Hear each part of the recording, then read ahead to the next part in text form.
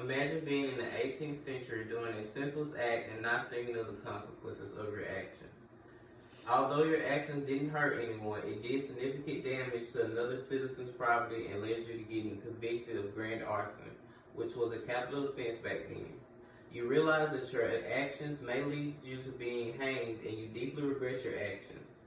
Well, for a teenager, Stephen Clark, this scenario was his reality. In the 1800s, Stephen was charged for arson and was sentenced to be hanged. Though his intention was uncertain, Clark was deeply remorseful for his actions, and many even pensioned for Clark to avoid punishment, but it was denied.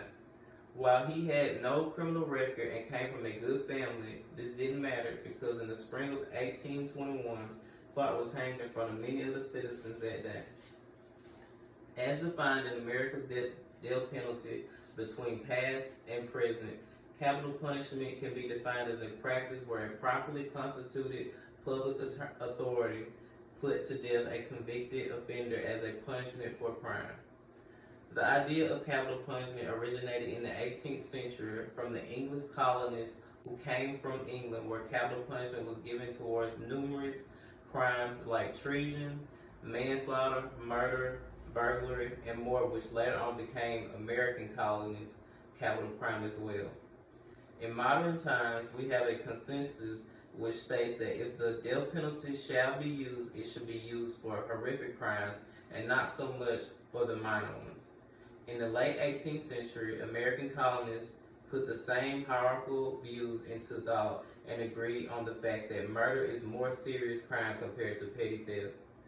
England North American colonists had multiple regional variations in their criminal code right from the beginning. Early northern colonies were more lenient than England was when it came to crimes such as those against persons, property, burglary, and robbery. These crimes were considered capital crimes in Connecticut, Massachusetts, Plymouth, or Pennsylvania, but were capital crimes in the initial codes of New York, New Hampshire, and New Haven. Arson was not a capital crime in early Connecticut, Massachusetts, New York, or Pennsylvania. The laws in the early northern colonies were closer to English law for crimes against a person, but were less harsh in several aspects. Murder was a capital crime everywhere, but rape was not in Massachusetts, New York, or Pennsylvania. Manslaughter was capital in early colonies of Pennsylvania and New Jersey, which for a time gave the Delaware Valley the most lenient punishment in the English world.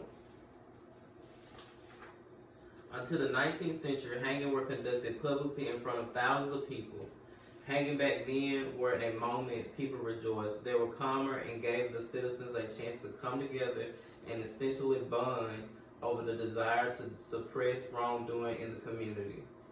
Before the former hanging rituals, the person hanged had been condemned in court, which was more collective condemnation of the individual and crime in general.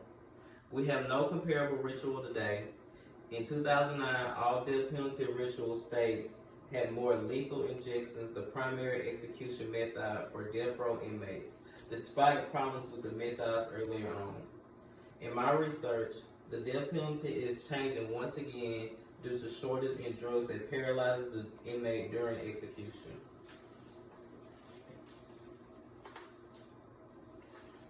As a result, states have resorted to finding replacement for drugs in domestic compounding pharmacies. The death penalty has a long history. It is a penalty that society wants to embrace for crimes, but a lot of citizens question whether it's too cruel or not, lacking morality. As a society, moral decisions about capital punishment and its uses, whether or not the death crime qualifies for such penalties, are also taken into consideration.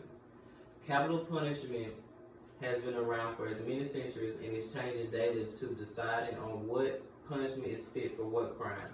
There has always been controversy surrounding capital punishment, and there always will be. Capital punishment has changed and evolved throughout its time and is still changing to this day. Thank you.